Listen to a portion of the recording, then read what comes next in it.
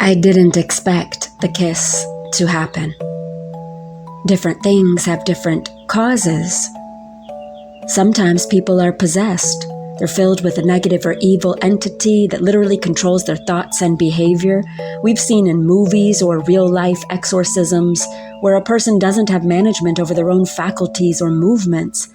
A milder version of what I'm describing is when people are brainwashed by an organization like a cult or religious group, or, more commonly, people are programmed by society's constructs, media, internet, popular trends, peer pressure, cultural beliefs, and they do what they think they're supposed to do or what they think is most acceptable, even if they don't truly prefer to.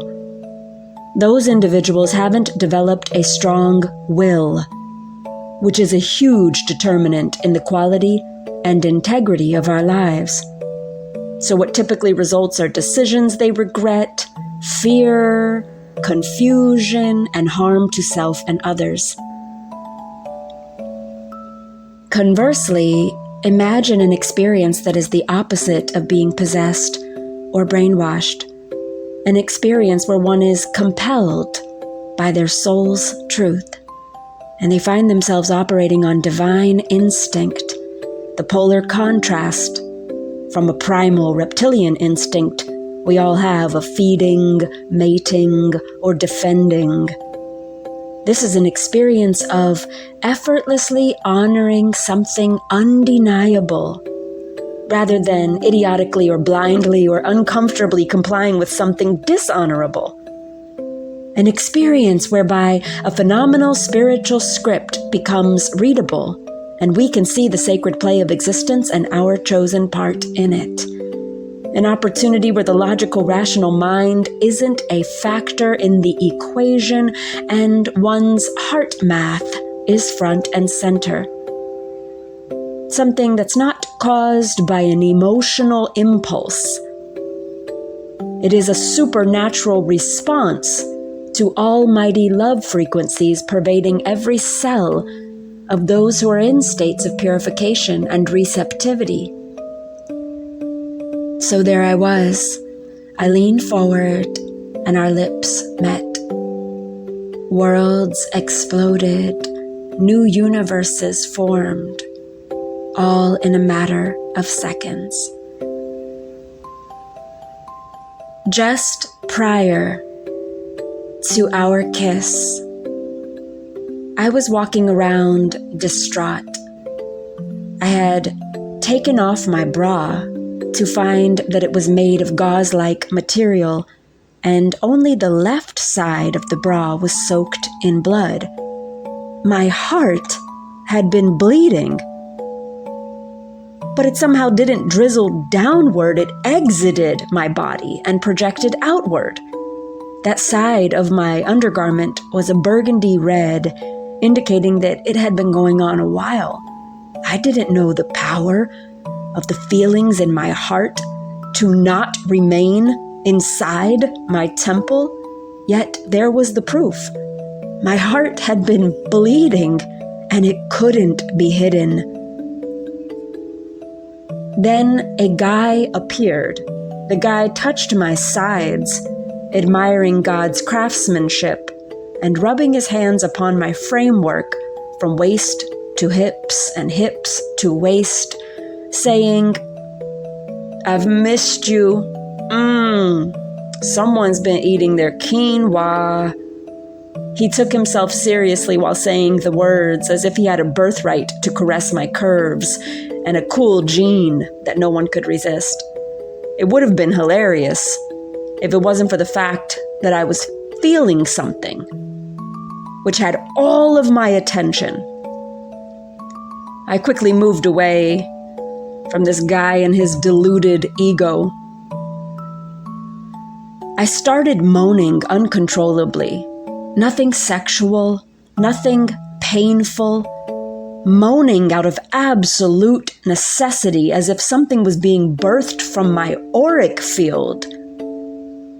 I sat down among seats that resembled those in a movie theater. No one else was in the seats but me, There was a woman nearby. She was standing up. I started crying, and she was looking at me, doing nothing whatsoever, completely reactionless. I mean, this had to be the very cry which caused the energy in my heart to projectile bleed from my chest.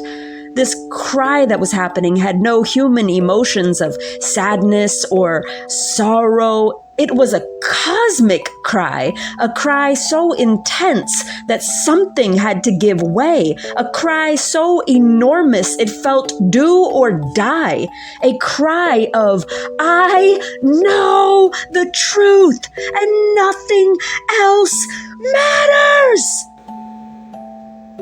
And then it happened. As if none of the strangeness had occurred, as if my heart had never bled through to my bra, as if the guy who was the antithesis of a classy king had never appeared, as if the woman who didn't give a damn had never been standing there. I knew of our multidimensional powers. I knew, beyond all the chaos and bullshit, that I can enjoy anything that's aligned with who I am. And so, in a moment of soul-naked clarity and assertion, I automatically lifted my bottom from the seat and leaned forward to kiss him. My eyes widened as I felt his lips physically suction with mine. No visualizations, imagination, or fantasy.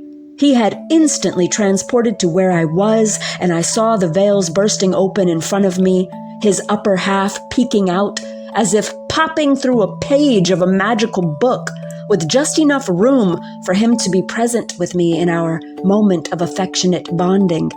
He hadn't fully materialized into the reality where I was, so he seemed almost black and white rather than in vivid color, though he was physical enough for our kiss to be deeply and tangibly felt.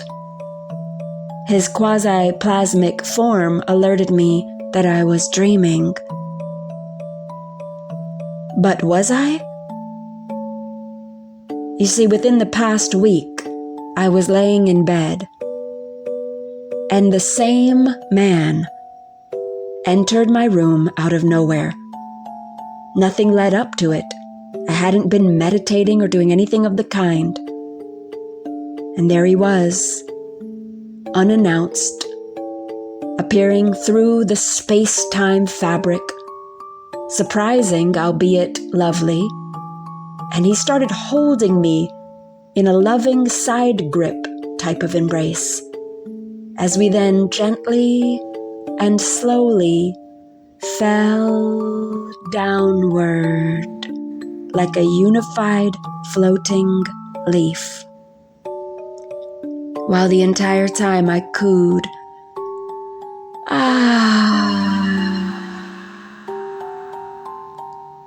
because it felt so heavenly. We cuddled, and his physical presence was visceral.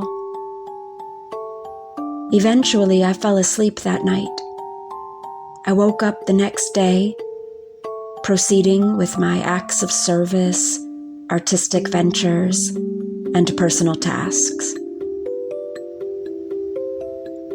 I don't have a knack for writing fiction, nor a desire to entertain. If you think reality is that, then simply pay no attention to this. It would be like telling me that gravity applies to everyone and is an unhackable law of the land. I would just nod my head at you while levitating peacefully. In other words, whatever another person is not ready for is not my business and has no relevance. Those who have had a multitude of transcendent experiences that blur the lines between the realms and reveal beautiful things which only become more beautiful as we grow into greater awareness and remembrance, those are my people. the ones who aren't afraid of death or earthly changes, because they know it is a mere blip in a radiant and unending creative romance. And oh, how it's not just me. My loved ones' realities tend to parallel mine when they share confirmatory synchronicities.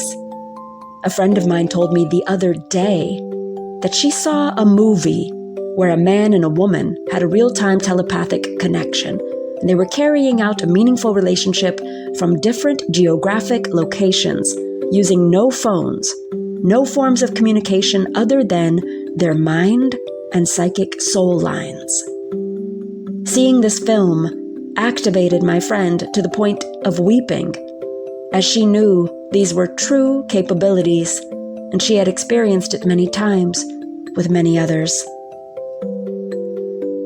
Now, some soulmates have a telepathic connection. Telepathic, meaning telepathy and empathy combined. Whatever one does, the other can feel. If this truth is not respected and mindfully regarded, it can be to their detriment. They can become ill. They can take on energies not reflective of their highest essence. If the nature of their bond is respected and the telepathic connection is mindfully regarded, it can be mutually exalting for the soulmates to be joined in such a synergistic and holy way. We are all wired differently, with certain strengths and sensitivities that will only amplify over time. Strengths and sensitivities that are meant to be consciously worked with, refined, and used for the benefit of all the parties involved. Which is why the will of the heart, the passion of the spirit, and the wisdom of the mind must all be harmoniously integrated in order to lead a life that one is pleased with and elevated by. There will be imbalance, yearning, and displeasure if any of the three are neglected or rejected. The will of the heart leads us to our most holistic fulfillment. The passion of the spirit leads us to fruitfulness sweeter than anything on nature's trees. And the wisdom of the mind leads us to carve an earth legacy that impacts the ones who come after us. To live a life that is not in total recognition of our multidimensionality, to live a life that is not in total recognition that it's all a dream and it's all real simultaneously, is to live a life that limits ourselves from what is possible. I've shared discourses on what happens when we embrace the call to rest, when we melt into the lucidity and other worldly opportunities that call us through the symptoms of physiological exhaustion, and I've detailed how our naturally occurring states of tiredness are actually invitations to other fully functioning parts of our aliveness, and the boundless realizations, productivity, and delights that can be experienced when we go to the party, regardless of not knowing the address beforehand.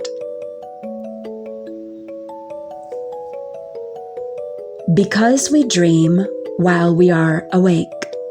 Because we dream while we are asleep. Because we dream while we are in between. We must surrender to the benevolently written script as often as we pen our own plans, intentions, and desires to these chapters of our lives.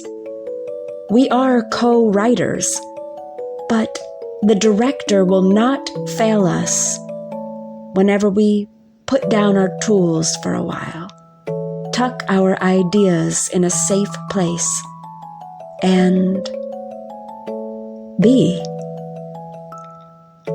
Be in our connection with the source of all dreams and dreamers. Then it gets really interesting. Then life gets really juicy.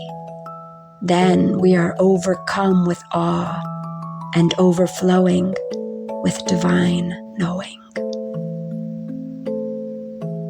In simplifying everything to the easiest approach, the great poet Dreaming Bear reminds us, may we hug and kiss our way into higher consciousness. And so it be.